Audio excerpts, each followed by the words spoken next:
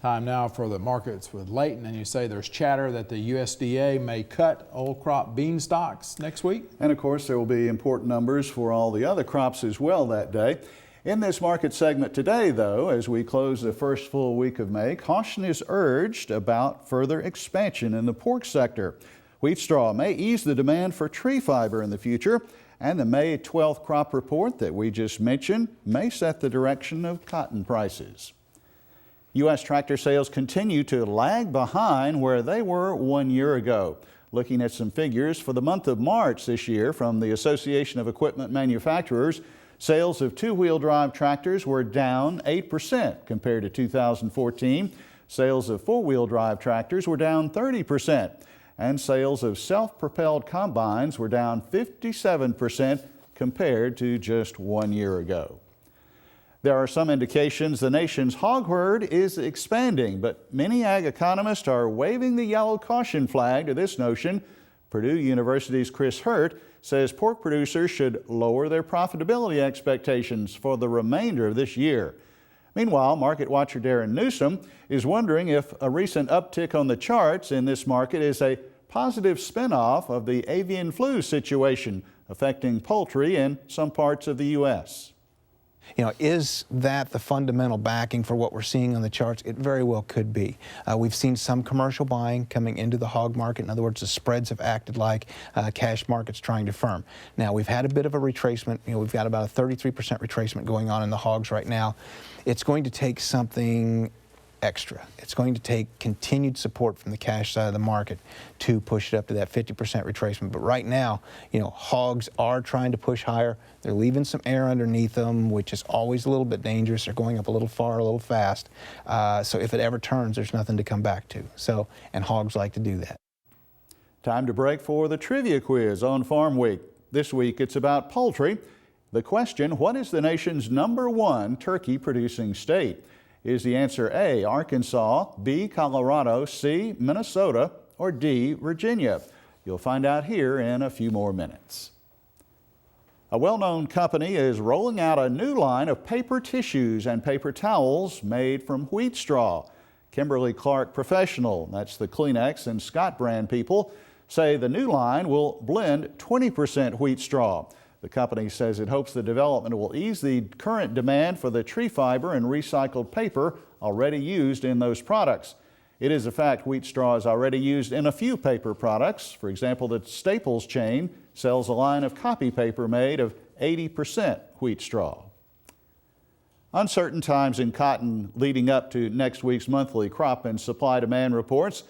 As we record on Wednesday at midday, the dollar index is lowering, but the futures are still unable to rally past their recent trading range. I talked to Extension Ag economist John Michael Riley on Tuesday of this past week when the dollar was stronger and had not yet begun to falter. John Michael, the cotton index is rallying some this week. Are we seeing the impact on the cotton market? Yeah, the dollar is strengthening just a little bit. We've seen a tremendous amount of time throughout the first quarter of 2014 where the dollar was weakening, which is always good for our exports. Cotton is very, very reliant on exports. At times we've exported more cotton than we've produced in a year just because we're drawing down some of our stocks. So largely cotton is always dependent on exports. Our primary buyer, of course, is China. And so this strengthening of the dollar is taking a bit of a hit on cotton prices. When we'll think about the December 2015 cotton futures contract, it's off about half a cent a pound. So yeah, it's having a bit of an impact.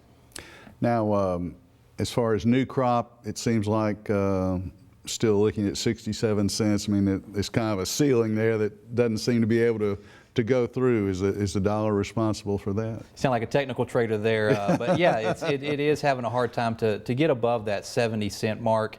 I think everybody's just sitting here waiting on you know, the next shoe to drop. And what shoe is that? Is it going to be the shoe of late plantings really delaying and impacting the yield of the crop? Is it the shoe that China is going to, you know, finally draw down some of their reserves? Of course, the quality of those reserves is the big question mark, the big cloud that's over the market. Or is China going to import a lot more quality cotton and therefore push prices higher? So the market is still sitting in a bit of flux, wondering which of these shoes is going to fall.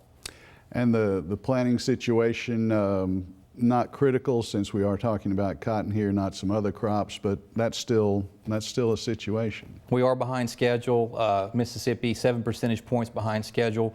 But again, like you said, we're typically at about a quarter of the acres are planted by this time period. We're slightly behind that nationally, slightly behind that in Mississippi. So there's still some time to be making up ground. So what kind of trend do you see here in the next month or so? Probably going to continue to be this steady state, you know, wondering what's going to happen with respect to plantings and with our big trade partner, China. A new Bloomberg survey shows that analysts expect the government to cut old crop soybean ending stocks in next Tuesday's reports. And new crop ending stock projections are expected to see a modest increase when those numbers come out.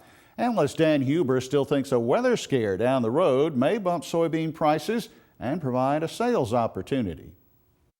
You know, here too, because of the time of the year, I don't think a person needs to get overly aggressive, particularly if you did get some sales on above the $10 mark. I think the spring crop price was $9.85. You know, if you're sub that number, probably not a big reason to chase it lower at this point in time. Granted, we can have a year where there's no weather scare anywhere. It's a little unusual, though, so I would tend to think we'll get something that could spoof it back up, maybe closer to the $10 mark to make sales once again. But once there, you know, it's difficult to say why beans would in that $9.90, $10 range. Pretty challenging to say we can get above there. Back to the trivia quiz to wrap things up for this week. The correct answer is C. Minnesota produces the most turkeys in the United States.